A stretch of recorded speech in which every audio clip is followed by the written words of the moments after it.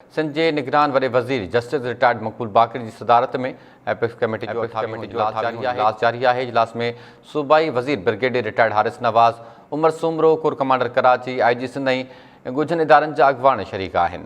हलंदड़ साल भुंगल अगवा जा 220 वाक़िया पेश आया। IG सिंध जे इजलास खे अमन अमान बाबति ब्रीफिंग ॾिनी आहे। भुंगल अगवा जे 220 केसनि मां 128 लाड़काणे, 46 सखर, 42 कराची ऐं 3 हैदराबाद ऐं 1 शहीद नज़ीराबाद में थियो।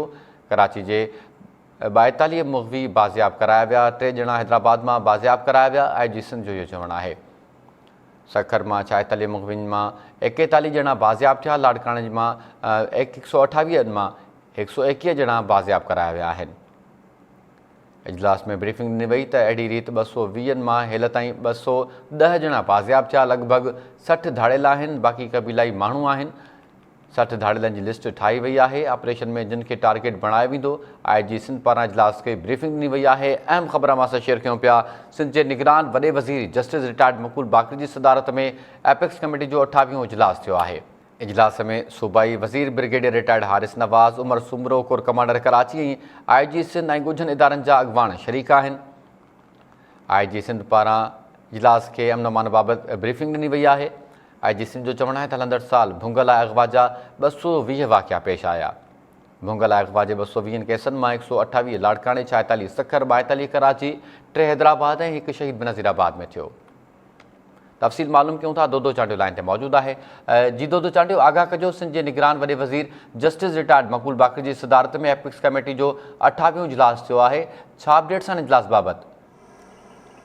जी, हिते निगरान वॾे वज़ीर जी सरबराही में एपेक्स जो 28हों इजलास थियो आहे। इन इजलास में अमन अमान जी सूरतहाल ऐं क्राइम जे हवाले सां जेका आहे उहा तफ़सीली ब्रीफिंग ॾिनी वई आहे। इन इजलास में सूबाई वज़ीर हारिस नवाज़, ब्रिगेडियर हारिस नवाज़ जेको corps commander Karachi lieutenant general Babar Khan, chief secretary Fakhar आलम, उन खां सवाइ मुख़्तलिफ़ जेके DG रेंजर्स अज़हर वकास ऐं ॿिया जेके आहिनि उहे शरीक थिया आहिनि। IG बि शरीक थिया, घरू सेक्रेटरी बि शरीक थिया।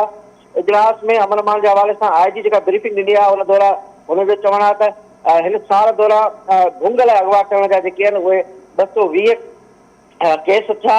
जनरल गुज़िर साल जेको आहे हिन खां अॻी साल जेका हुई उन में 81 केस थिया। यानी हिन भेरे जेका अगवा जा वाक़िया आहिनि उहे डबल खां ट्रिपल जेतिरो आहे उहो वधिया।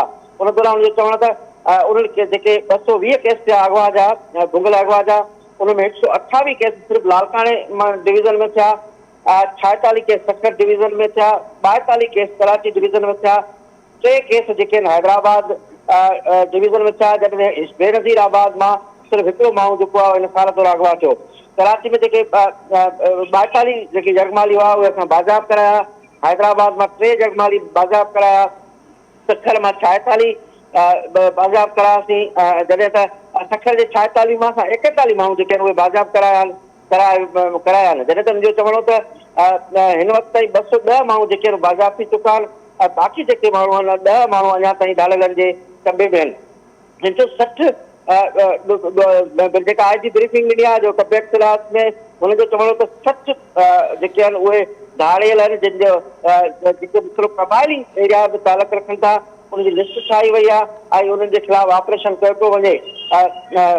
उन्हनि वॾे वज़ीर उन दौरान पुछियो त धाड़ियल जेके आहिनि उहे असांजे कब्ज़े में छो नथा अचनि, पुलिस ऐं कानून लागू कंदड़ जेके आहिनि उहे कामयाब छो नथा वञनि ऐं उन्हनि खे अंजाम ताईं छो नथो पुॼायो वञे। उन दौरान हुन जेको आहे उहो ख़बर जो इज़हार बि कयो वॾे वज़ीर ऐं वॾे वज़ीर चयो त जेका घोटकी कश्मीर पुल आहे उनजो कमु बंदि आहे, उहो छो बंदि आहे, उहो कमु शुरू थियणु घुरिजे त जीअं पुल ठहे त अमन अमान जे हवाले सां उते बि वधीक जेको आहे उहो अहम रोल अदा थी सघे थो पुल ठहण खां सवाइ। कोर कमांडर जेको आहे उन रेंजर्स पुलिस वॾे वज़ीर हिदायत कई त कोर कमांडर गॾिजी वञे ऐं वञी उन जेको पुल जो आहे उनजो इलाइक़े जो विज़िट थियणु खपे। छाकाणि त पुल न हुजण जे करे उते धाड़ियल जेके आहिनि उहे लिकनि था। 400 पुलिस चौकी जेके आहिनि उन दौरान ॿुधायो कोर कमांडर ॿुधायो त 400 पुलिस चौकी जेके आहिनि उहे ठाहियूं थो वञनि। 400 में जेको आहे उन मां 210 जेके आहिनि उहे ठही चुकियूं आहिनि ऐं उन्हनि ते 300 जेके आहिनि 3020 अलकार जेके आहिनि मुक़ररु आहिनि। न रुॻो हिन जे हवाले सां पर जेको मिलिट्री जो जेको हुते रोल आहे उन हवाले सां कोर कमांडर ब्रीफिंग ॾिनी आहे और उन स्ट्रीट क्राइम कराची जो जेको आहे उन ते ॻाल्हायो वियो आहे त कराची में स्ट्रीट क्राइम जे करे 3447 माण्हू क़तल थिया आहिनि मुख़्तलिफ़ मोबाइल केतिरियूं फिरियूं गाॾियूं केतिरियूं फिरियूं इन जे हवाले सां हिन इजलास में तफ़सीली ब्रीफिंग ॾिनी वई आहे। ठीकु आहे दुदू चांडियो, वॾी महिरबानी इन हवाले सां आगाह करण जे लाइ।